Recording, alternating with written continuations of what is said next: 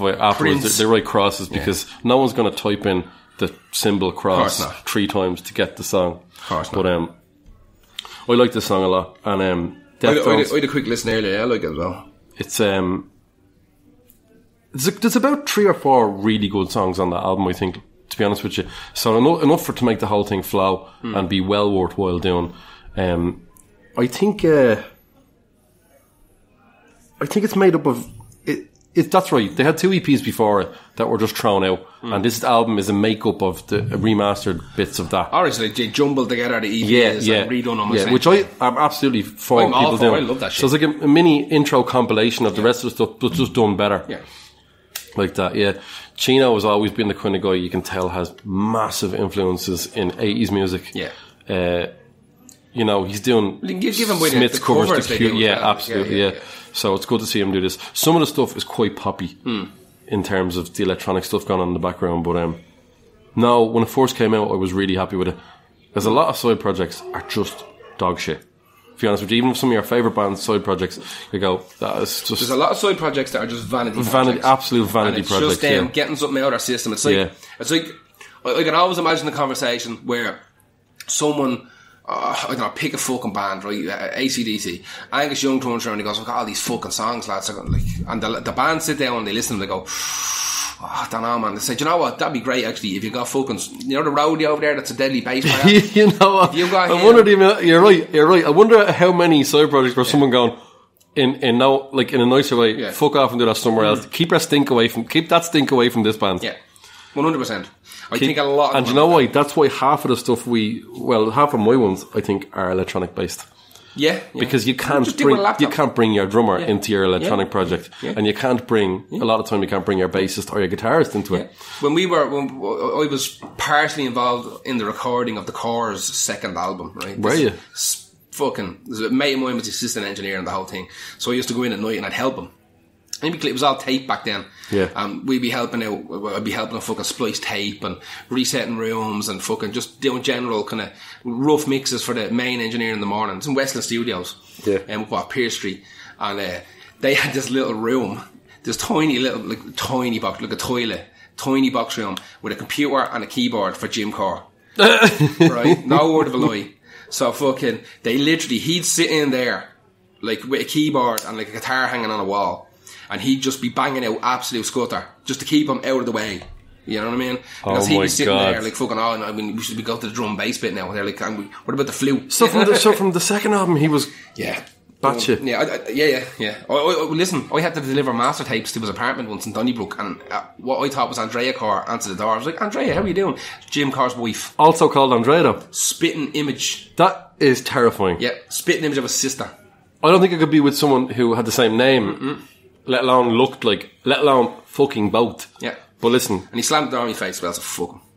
Before you gave him the tapes? As I gave him the tapes. Oh, right. Bang, slam, yeah. Well, he had to get back to his sister. He had to get back to his sister wife. Yeah, exactly. Yeah. His wife's sister. That's where he was. They just locked him in a little room. So yeah, I think a lot of that was, a lot of those side projects are just that. I hope Jim Corr doesn't listen to this. I hope he does. Actually, I hope anyone listens to it, or else what's the point? Yeah. There's another evening wasted. Jesus Christ, I only have a few more of them left. I'm getting old. What is your next one? My next one is a band called the Night Marchers, who are a side project of Rocket from the Crypt. I like Rocket from the Crypt. Rocket from the Crypt are one of my top 10 bands of all time. Yeah. I can't get enough Rocket from the Crypt. They could go under for me. They could have in the past gone under one-hit wonders for me from On a Rope, because it was so big. It was so fucking big, and also kickstarted this fucking style.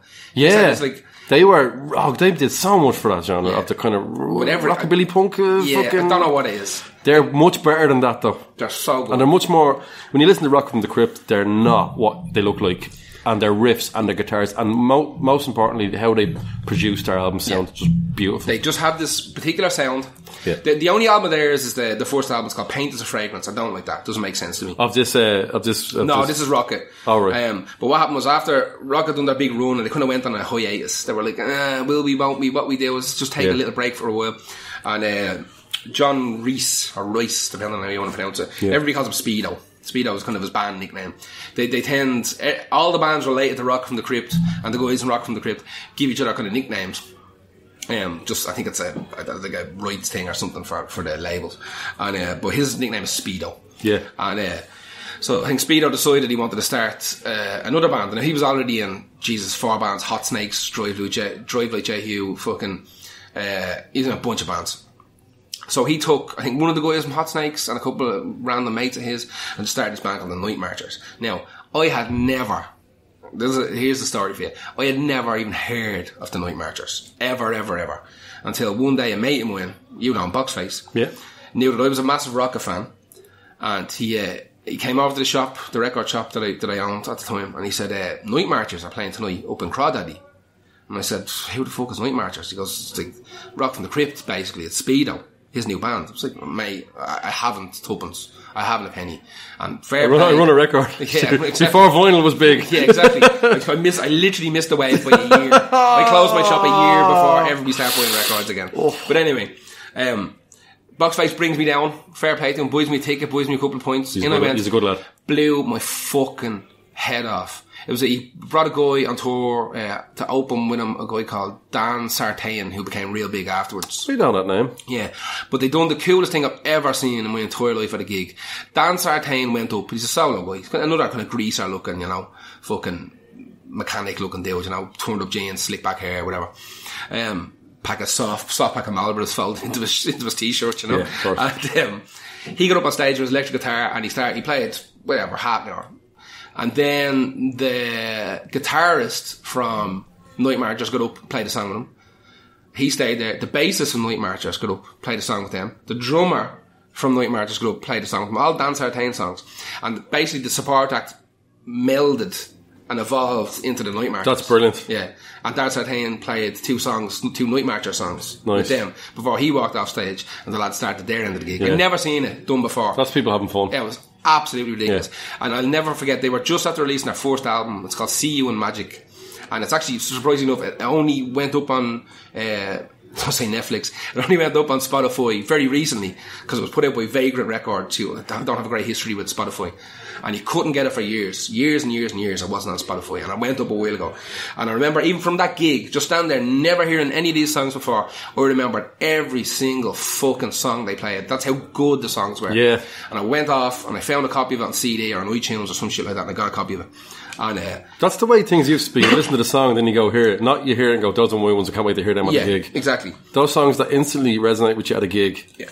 Brilliant. I never forget it, because basically the way Night Marchers are set up, it's the more serious side of Rocket from the Crypt without the horn section, without the brass section. Right? So it's just straight up rock and roll, but they have the kind of the downer, kind of grimmer songs, and they got their real pumping songs. Like this one is called Clothes for Inventory, and this kind of starts off a little bit weird. It's kind of off key and it's off time, and it just kicks into this fucking stomper that'll have you singing along for days. It's just an absolute earworm. But every single song on that album is a massive earworm. Yeah. They have 2 albums, and they're kind of, again, they're on hiatus because Rocket got back together again and started touring again. Yeah. So that's my next one. I love Night Marchers. Are one of my favorite side projects of all time. Yeah. I have to say. What's your next one? It's very hard to pick a Mike Patton side project without already famous members. He's literally made them. He's replaced bones in his body with side projects. Yeah. It would also be a crime to not have Mike Patton on a side project podcast. I think he invented them. So people are wondering which one it is. People might be thinking, is it Mr. Bungle now? Don't think they're a side project. That was his first band. Yep. And his first love. Yep. And even in Fate No More, I think he would have made that still his fucking band. And he was waiting. In fact, I wouldn't be surprised. It's a trick. The first Bungle albums came out after he joined Fate. Yeah. Because I think that was part of he got onto the label, so this is what's going to happen. I wish they didn't, to be honest with you. Bullshit, whatever. I couldn't put Tomahawk in there because it's got Dwayne Dennison, it's got John Stanier and stuff like that. That's a supergroup. Fantomas. The one I went with is Peepin' Tom. Yeah. It's his side project from all of his bands that is I think it took 6 years to record it because he's Is that the one where he just does vocally every instrument? No. That's I get lost in my Patton side projects. I keep forgetting. He had one where he just makes noises. The best way to describe Peepin' Tom is actually how he describes Peepin' Tom. Right. In an interview, he said, I don't listen to the radio, but if I did, this is what I would want it to sound like. And that's a fucking brilliant way to say this. He said, this is my version of what I would want pop music to sound like. Okay. So it's super accessible. We're talking like it's got rap. There's a lot of trip hop in it. Yeah. It's got electronic rock and stuff like that mixed into it. The song I picked was Mojo. It is an incredibly catchy song. It's like it fits perfectly to what he says is what he would like to hear on the radio, and he could play this on the radio. It's creepy. It starts very creepy. It has a sort of Spanish guitar feel at the start of it, or maybe sort of a touch of Middle Eastern. I don't know my scales. So, lyrically, it's just fun. It's just Mojo is brilliant. I think a lot of people who listen to this will probably know Peep and Tom, and they know that Mojo song as the biggest song by them. Yeah, I Peep and Tom I don't know. You would love Peep and Tom. I'll give it a spin. My favourite of the side projects that I know of his was always Tomahawk. I was like Tomahawk, just because it was more. That's what I'm saying. Tomahawk is exactly straight ahead, and he's got one now again. Dead Crosses with Dave Lombardo, and they are incredible live. Actually, I went to see Dead Crosses at Grasspop, and it was kind of crazy to see a band that you could walk right up to the front of the stage that had Mike Patton and Dave Lombardo, because if there had been Fate No More, it would have been main stage. If it had been Slayer, it would have been main stage and you would have got near it. But this, you could walk right up. And at the very end of the gig, this is one of the bands that are better live than on the record. Listen to the record, I was like, that's good, but live, it was just thumping, absolutely insane. At the very, very end, they started playing the opening bars of Rain and Blood. And everyone was like, oh shit, they're not going to do it. And just as it's about to kick in, it changes to Fate No More's Epic. And he just sings, you want it all, but you can't have it. Yeah. And he just everything stops and they walk off. What a brilliant way to end that. But he's got so many side projects that he would probably not consider side projects. You know, people in bands don't like that term because it sort of means that it's just another band he's in. Yeah, it's another band. But Peep and Tom is his project. It's Mike Patton's idea. It's got Massive Attack on it. It's got Norah Jones on it. It's got Norah Jones coursing on it. It's got Cool Keith. It's got Dan the Automator. Cool Keith, Dan the Automator. I'm telling you, man. If I know you're not, you don't buy into the whole Patton love, but I don't dislike him. It's just I think you'd love this, man. I think you'd love Peep and Tom. It's very, very accessible.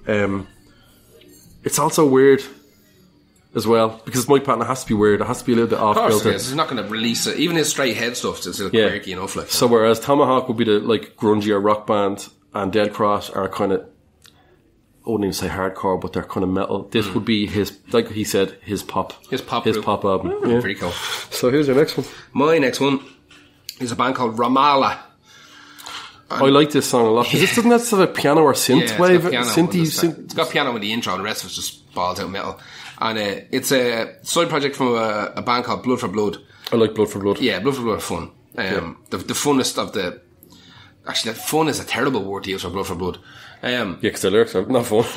The most nihilistic, dark, grim fucking hardcore band. Possibly. They sound like the lyrics are from Cannibal Corpse. Yeah. Sometimes. Yeah. With the gruesomeness of them. It's just so that everything bad in the world happened to lads from Blood for Blood, right? They were just absolute scum. Just dirt. And they're like the American... It sounds like it. Yeah, they're like the American kind of raging Speedhorn. Just from a terrible place. I forget that they're not American. They're English. Speedhorn? Oh, yeah, keep forgetting that. They're from Corby. Like, that's just the worst. Like, the worst. And, so, yeah, Blood for Blood were just like a hardcore band that great riffs. Kind of, just riff-wise ridiculous. Now, the guy who wrote all those riffs and wrote all the songs was Rob Lind.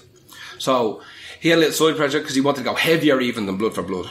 Blood for Blood still had to keep a little bit of that punk sensibility, even though they were super heavy. He wanted to get heavier and heavier and heavier. And he also wanted to kind of dabble in, maybe you could call it industrial. Maybe. But he's not a growler, he's a singer. He sings and shouts. But he's not the singer from Blood for Blood. That was a guy called Buddha. And he was the guitarist, but he also sang a few songs for Blood for Blood. It's weird. He was the driving force behind Blood for Blood, let's call it that. But he wanted to widen his horizon a little bit, so he started this little project. Now, it might have started as a solo project, but I think it was him fucking around at home, but eventually he ended up bringing people in and turning it into a band. Now, it also became this mad revolving door of people who were in the band. There released one EP that was, everybody loved it. It was called With a Whimper, I think it was called. And like a 4 or 5 track EP. Yeah. I personally, I'm not mad about the EP. I think the EP sounds like Shy. And I think it's just not. I don't think the time was put into it that should have been.